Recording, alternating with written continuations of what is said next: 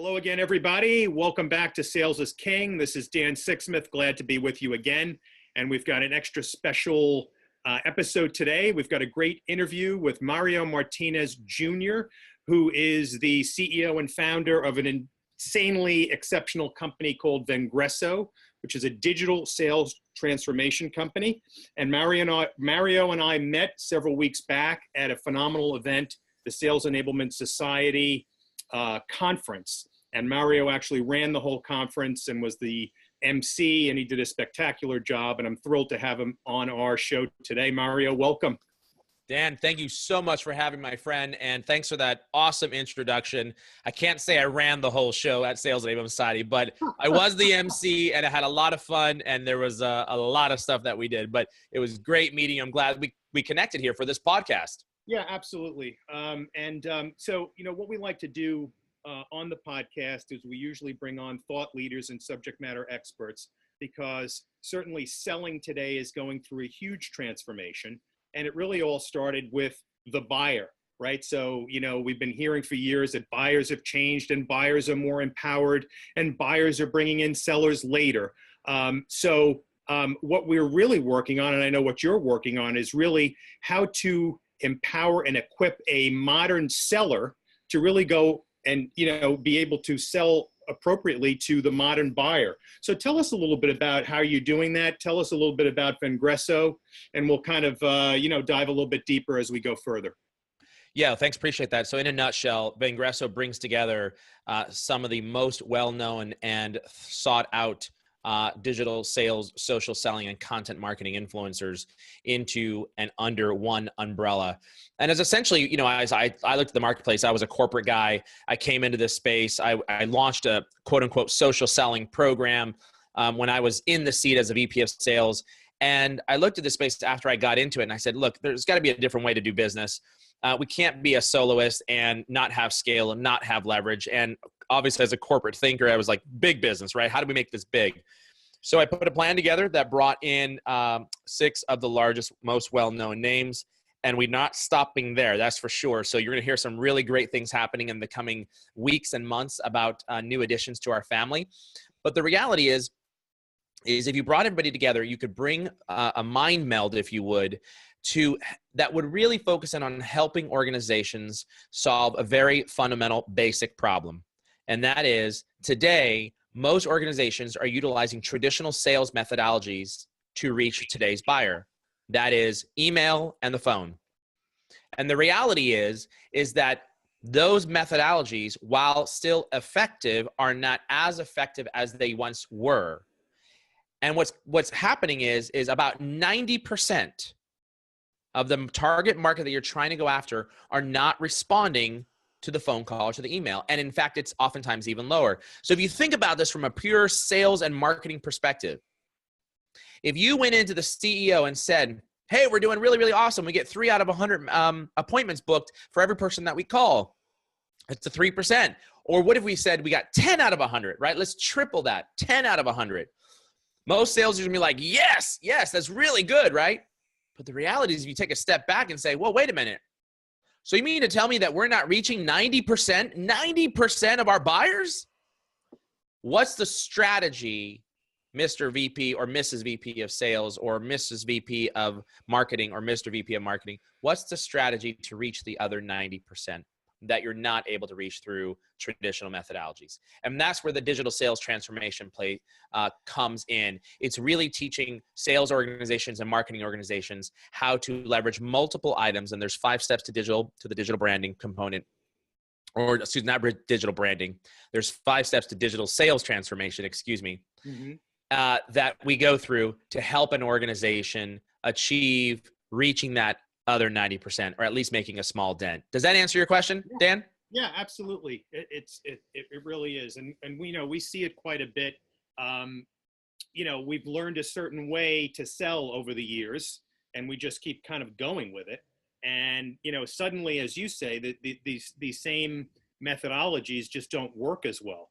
So, I know there's a lot of different methodologies out there, but it sounds to me like what's different about Fangresso is a couple of different things. First and foremost, you understand the entire buyer's journey. So it's important today, if you're going to transform sales, that you certainly understand the marketing element of it as well. In addition, it looks like you're very involved in helping the salespeople execute it, not only execute it, but then continue learning on an ongoing basis. So tell us a little bit about that and how that works with your platform and some of the modules, et cetera. Yeah, so that's a great question. And I don't want to undervalue the fact that it's marketing as well, right?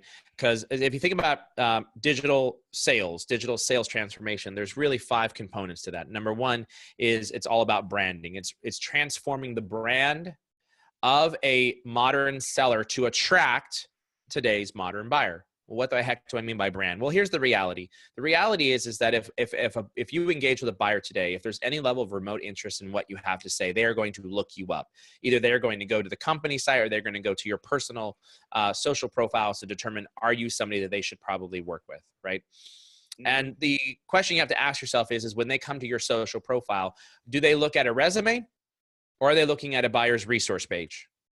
If they're looking at a buyer's resource page, fantastic. But 98% of most sales reps do not have a buyer's resource page, which is why we work with marketing to be able to help to define the buyer persona, define the right type of content that should be included, and define the messaging that we want to bring in and attract our targeted buyers to a salesperson's profile. So that's step number 1. Step number 2 that we take people through in our sales training program is all about teaching a representative, a salesperson, how to engage correctly. Now, oftentimes people hear this word digital and they think, oh, social networks. Well, social networks is not digital selling. That's a component of digital selling, right?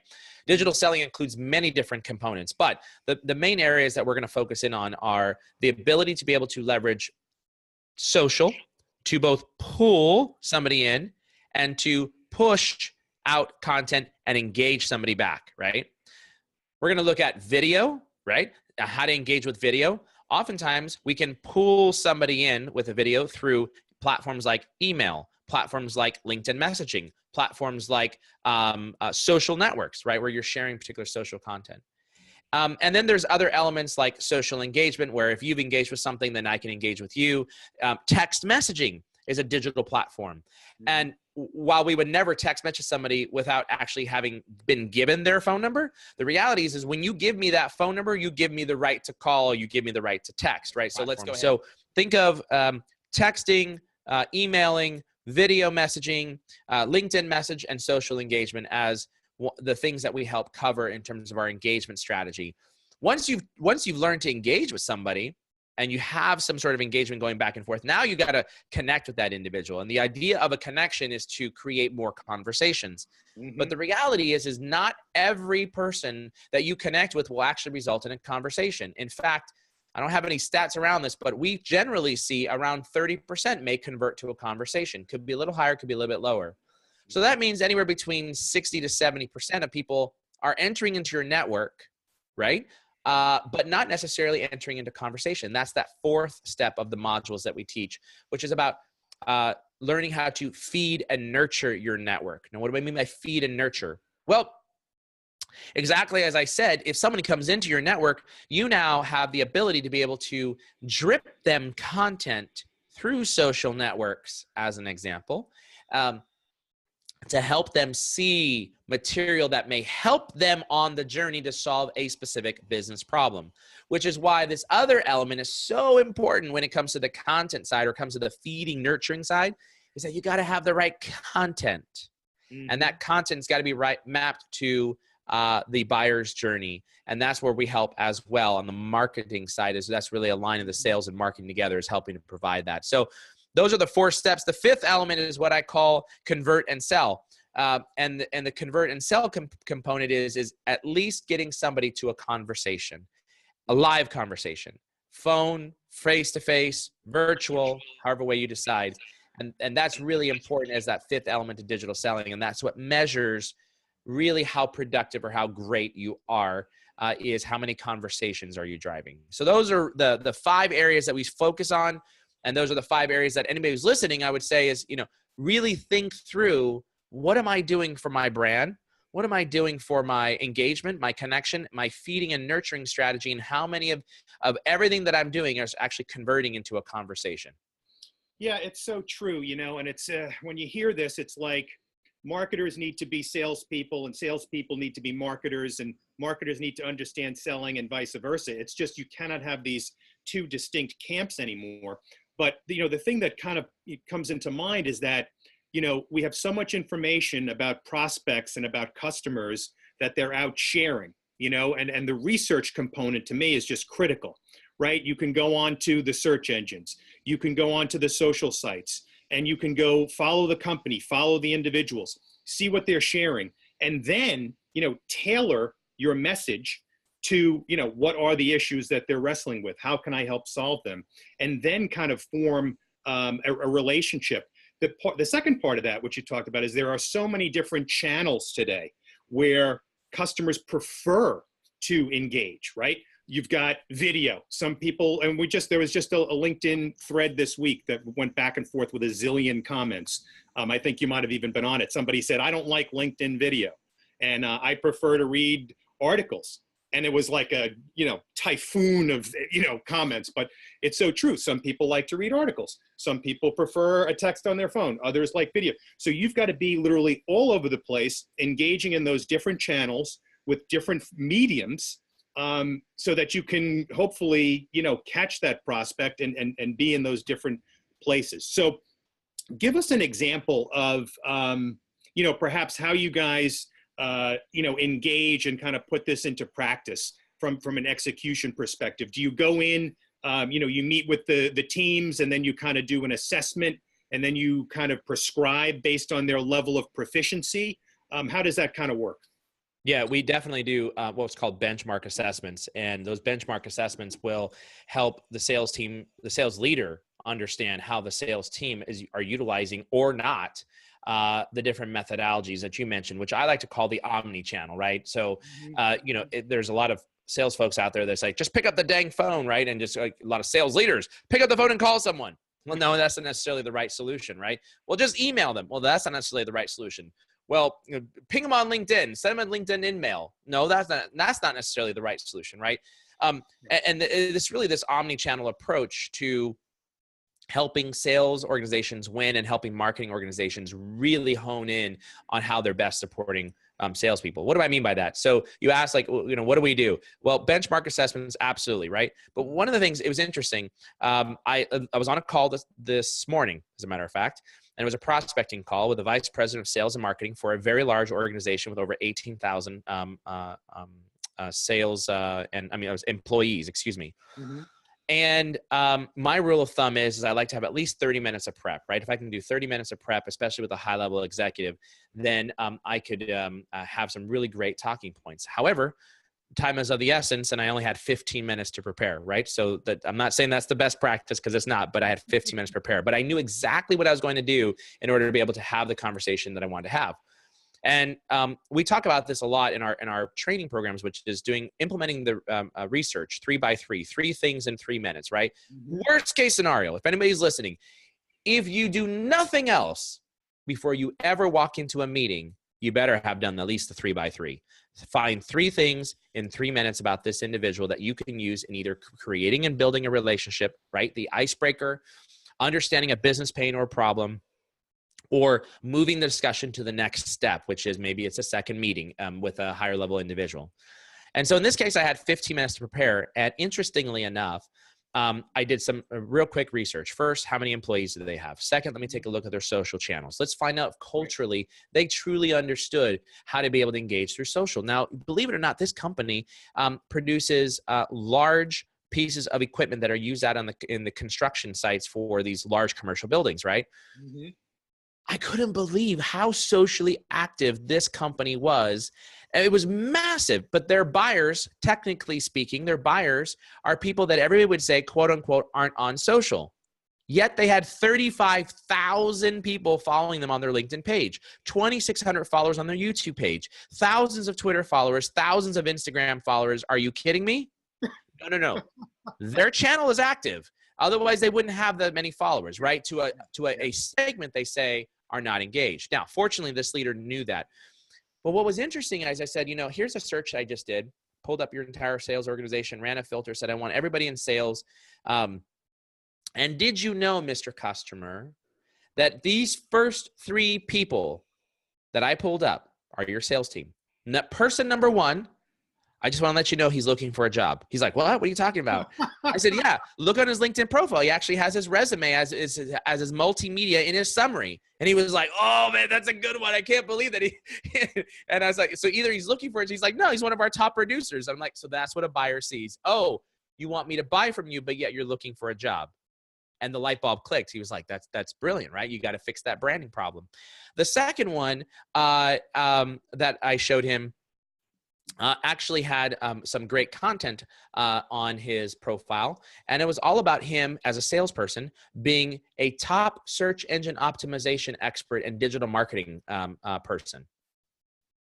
Now, wait a minute. You sell large pieces of equipment to construction, but yet you're a search engine optimization expert? I'm confused at the messaging, right? So as we started going through this, he thought, oh my God, like what does our brand say, right? So that's the reality is like just making sure that we have the right types of brand that we're displaying to our customers. But in return, as we go out and do research, this is the type of research that we can find out about a particular buyer, right? Maybe they're not necessarily looking for a new job, but you can find out details about them, about their expertise, about their passions, about their loves, right? And incorporate that. The other thing we talked about is this multi-channel approach to selling. Mm-hmm. And I would argue, Dan, that our job as salespeople has gotten more complex in the last 2 years than any of my 21 years of selling experience. Yep. And I've got the gray hair to prove it, right? The gray hair. I even got gray chest hair now. Hopefully your listeners aren't being turned off by that. But anyways, my point is that this multi-channel, omni-channel approach is very difficult. And so I've come up with this concept called rule of 10. And if you're taking notes or not taking notes, grab your piece of paper because you're going to run and write this down. This is the rule of 10, right? A lot of sales leaders have always said, go pound the phone, make 60 calls a day, 100 calls a day, whatever it may be, right? I say that that's baloney. That's malarkey. Mm-hmm. Our job has gotten much more complex. And as a result of becoming much more complex, you cannot prospect every day. Or if you do, you need to make it a smaller amount of prospecting because of the very reason that you just gave, which is finding out information of what's something pertinent or applicable to an individual, right? But you also have to think through, if I'm calling on you, Dan, and I've already left you a voicemail 3 times, is 10, 15 more voicemails going to be effective? Or could I change it up to say, Dan's actually socially active. Maybe I can interact with him on social and actually solicit an engagement. Or maybe I can send him a video message. And that's the rule of 10. The rule of 10 basically says, I want you to do 10 activities times 6 different elements per day. Now, what is that? 10 emails, 10 texts, 10 voicemails, 10 video calls, 10 LinkedIn messages, and 10 social engagements. Now, if you did that, each one of those for 10 times each of those categories, that's 60 different potential outreaches you could have created in a day. Now, what do you do on the off day? By the way, you do that for 10 days only, 10 days only, 10 days only. So at the end of the day, it's 10 times 6 times 10, which is basically 600 people that you're going to potentially prospect to. 600 people. And I just gave you a way that most people hate the cold call, not only receiving it, but actually getting it. So I gave you alternative ways to be able to reach out to somebody. But the key here is if I called you today, Dan, I should video message you in 2 days from now. I should then LinkedIn message you in 3 days from now. I should then text you in another 3 more days after that, right? Whatever the cadence is that you've built up. Mm-hmm. And it's really understanding what is going to trigger and solicit a response from Dan. If Dan responds to the video message because, oh, by the way, no one's ever sent him a video message before on all of my competitors have never sent one and he's never actually received one, it's going to be unique and different. If he responds to that, I better darn well record that inside my CRM system so I know how I can get Dan's attention. Mm-hmm. Does that make sense? Yeah. No, that really comes into that omni-channel. They're using that research to be able to figure out what's the right path to take. Then I take the path and, oh, by the way, it's as good of a guess as it is as a cold call. If I can't get you on the phone, I better darn well try another approach to using the multi-channel or omni-channel approach. Yeah, I think that is so critical. And then you also hit on another, you know, interesting piece there, which is, you know, delivering value each time. It's not about just hammering them with, hey, I want to meet, or hey, let's, you know, follow up, and just, you know, just beating on them. It's got to be value. So, you know, you're using your research to talk about something, or to, you know, to find something that might be a commonality, or just to develop a relationship. And that's one of the things that I see that, you know, the modern sales teams need to remember this, that it's so important to deliver value in every interaction. And that will have a better, right, Mario? Yeah, a great point is whenever I send a video message, we utilize a tool called OneMob, and there's a number of them out there. We've settled on OneMob as the best tool out there for using video.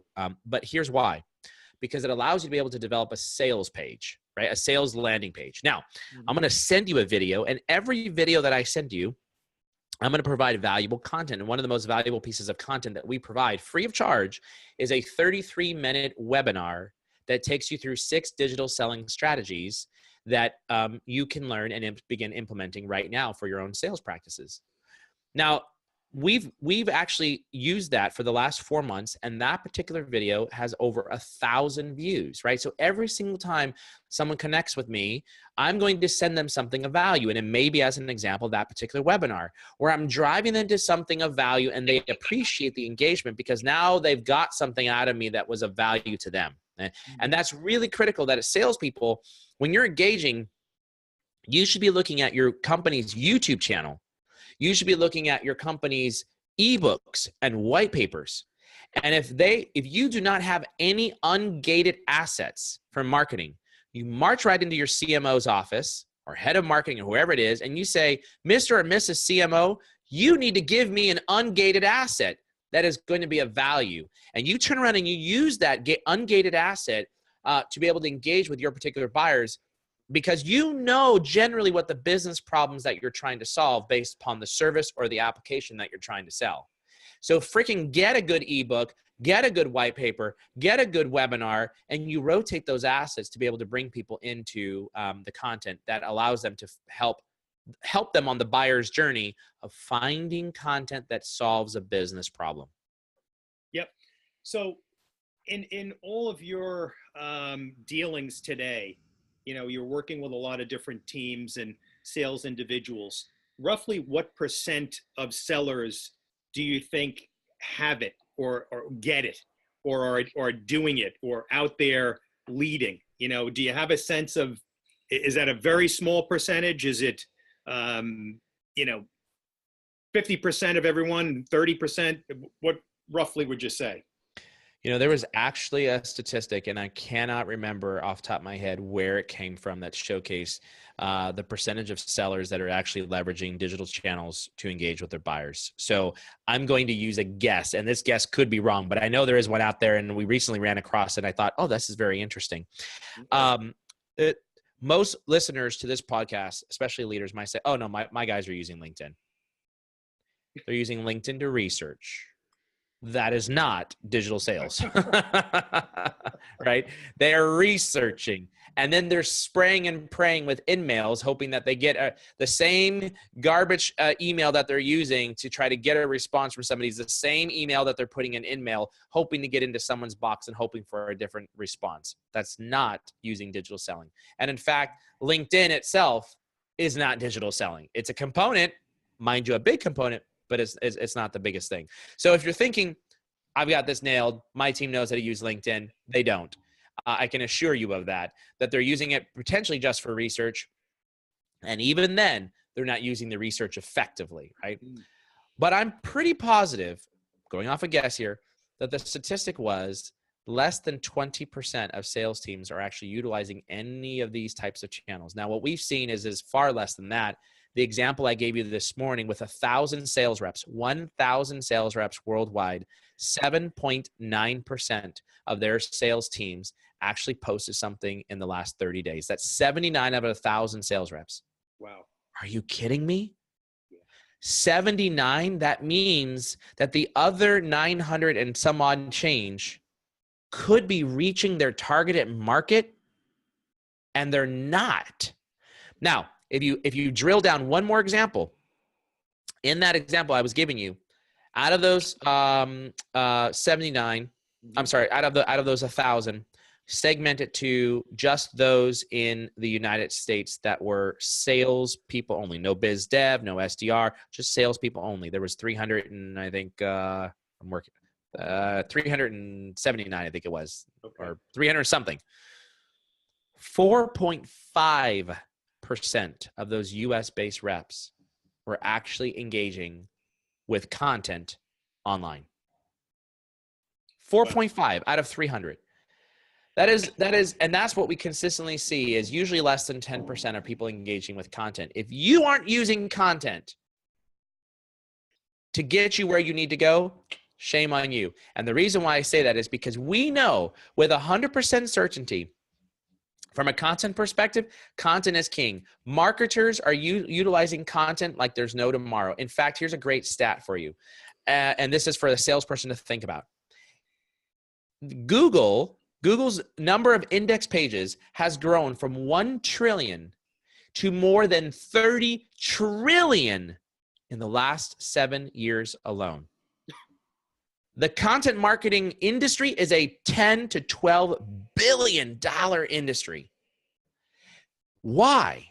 Because our buyers are seeking out content and marketers are trying to give it to them. So salespeople are listening, you better darn well start giving them content. Yeah, it's so, it's now a requirement, for sellers. It used to be in the early days, I've got a profile and I'm on social and I'm doing this. To me, Mario, it's an absolute requirement today that salespeople have to have an engaging profile. They have to be engaging with content. And that's the whole thing we talked about with value. That's delivering value in an engagement, a white paper, a webinar, a video, something that's going to deliver value to the prospect. Now, go ahead, keep going. I was going to say, and don't just make it a generic, like, hey, I thought this white paper might be of value to you. If you know you're selling to, I don't know, the VP of engineering, as an example, right? And a VP of engineering, and you've got a white paper, then you direct them, say, you should have read that piece of white paper, that the content inside there. And generally, your marketing team should have said, hey, on page 3 is a great one for VPs of engineering. On page 10 is a great infographic that could be used for directors and managers and line managers, whatever, right? They should be segmenting this content for you. And if they're not, you go pound on their door and say, segment it for me, right? Help me understand, right? And read it. But when you send that message out to VP of engineering, you say, Mrs. VP of engineering, here's a white paper that a lot of your fellow peers have been downloading, and I thought you might want it. And I'll go to page 10, and if you look at paragraph 2, you'll notice something about blah, blah, blah, blah, blah, blah, blah, right? And you add in the color. When you add that type of context to the content that you're sharing, that's a money ticket right there for most of the leaders. And they'll engage with you very often. No, that's huge. And, the word that pops into my mind, of course, is personalization. And we hear it so much, both in marketing and sales. Personalizing. If you're not personalizing to the audience, to the role, to the industry, to the problem, it's going to be going on deaf ears, more than likely. So in our last few minutes, let's discuss, because I know, so we put this into practice, and then how do you continue to stay and make sure that the sales teams are doing this, that they're being measured properly, that the managers are actually getting it? Is there a kind of a platform, or how do they keep themselves sharp, and how do they kind of measure themselves? So there's a couple ways to do this. First of all, as part of a leadership practice, you should definitely implement in your coaching modeling the 30-minute a day rule. At a very base minimum, right? I like to say the 30-30-30, right? 30 minutes in the morning, 30 minutes in the afternoon, 30 minutes in the evening, right? And what are you going to do in those 30 minutes? Well, the first 30 minutes is going to be figuring out, prepping for your day, and figuring out who are you meeting with, and doing that research so you have some constructive ideas, making notes of what it is that you want to talk about. Now, during the daytime, you're going to be looking for content that you could actually leverage to be able to engage with your particular targeted audience. And then 30 minutes in the evening is going to be prepping yourself for the target companies that you want to go after, right? And or maybe you're working on national accounts. Maybe you're an account manager and you have a set base of accounts. Well, who else do you need to go infiltrate, right? To spread deep, far, and wide, whatever terminology you want to use. And you want to implement that 30, 30, 30, 30 minutes, 30 minutes, and 30 minutes in the morning, noon, and evening. And for the sales leader that says, I don't believe that this really works. Okay. At least get your folks doing it after hours, right? And have them spend their time. For the sales rep who says, I'm not allowed to do it. Well, you have after hours. And every single one of us who is successful in sales never worked an 8-hour day in selling. it just doesn't happen, right? So guess what we did in the evening? We prepped for the following day's phone calls. Guess what we did in the evening? We did pre-call plans. Guess what we did in the evening? We sent those pre-call plans to our sales managers and asked them to be able to do a once-over to make sure that we were asking the right questions or had the right objective for the meeting. Do those pre-call plans and use digital as a way to be able to learn information. But not only that, take one of those 30-minute blocks in the evening. I've got 7 video pieces that I have to create for 7 different prospects that I've just engaged with, right? Mm-hmm. It takes time. So I have to think about, I'm going to say something in less than 2 minutes. What the heck am I going to say, right? Or maybe it's a 1 minute long. But then on top of that, I've got to provide the right type of content that's going to map to the discussion that we had. That takes time. And most of our sales people want to do the slam bam, get it in and get it out. No. Yep. Digital personalization is where it counts. And if you don't believe me, just look at, as an example, the companies that are doing it and doing it well, right? Think of Blockbuster. Blockbuster, as an example, was a household name everybody knew, loved, and appreciated. We all knew our local Blockbuster on the corner, right? We all rented videos, but they went down in flames because they did not respond to the buyer's demand. What was the demand? Don't charge me any late fees and let me keep that video as long as I want. Yep. Guess what? Netflix said, we can solve that problem by streaming, right? Mm-hmm. Look at the retail stores, Sears, Macy's, and you name it, the other retail organizations that have gone out of business, Montgomery Ward's, Mervyn's, right? These are household names that maybe millennials don't know, but all of us know. Sure. They went bye-bye because of Amazon, as an example, bringing to market the ability to be able to buy directly from wherever I wanted to buy, when I wanted to buy. And had Sears responded correctly, and in fact, I just saw this as a news article. 2018 plans for Sears is to really drum up their online business. And I thought, that poor company. It's 2018. You should have did that 2015. You're gone. You're gone. So we as salespeople don't want to become obsolete because of the way the buyers are demanding us to change the way we engage. And, oh, by the way, the younger generation understands how to utilize these tools. And so there's 2 ways that we can become obsolete. Yeah, I tell you, it's so true. And I use those examples because not only can companies, so there's 2 ways, right? You're either transformed or you're disrupted. And, and so, the Sears and all those companies, Blockbuster, the Sports Authority, have all been disrupted because they were not transformed. And now salespeople, individual salespeople face the same crossroads. We had Forrester come out and say 1 million B2B sales jobs are going to be gone by 2020. So it's such an important time to be in sales, but it's such a huge opportunity because I think the teams that get it, the individuals that get it are going to just, soar. And the others are going to still be banging their heads off the wall with the old tried and true, email, cold calling and, mass emailing and all that crap. So I think the opportunity for you, Mario, and Fangresso is absolutely tremendous. So in the last few seconds, tell the folks how they find you, how they follow you, how to get in touch with you, and all that good stuff. Absolutely. So you can connect with me on LinkedIn. Send me a personalized connection request. I'll be happy to connect you on LinkedIn, or follow me on LinkedIn. My Twitter handle is at @M_3JR, and feel free to visit Vengresso VENGRESO.com. Fantastic. Mario Martinez Jr., CEO and founder of Fangresso. Thanks so much for joining us. Hang on one second. We're going to just end our program. This is Dan signing off. See you next time on Sales is King.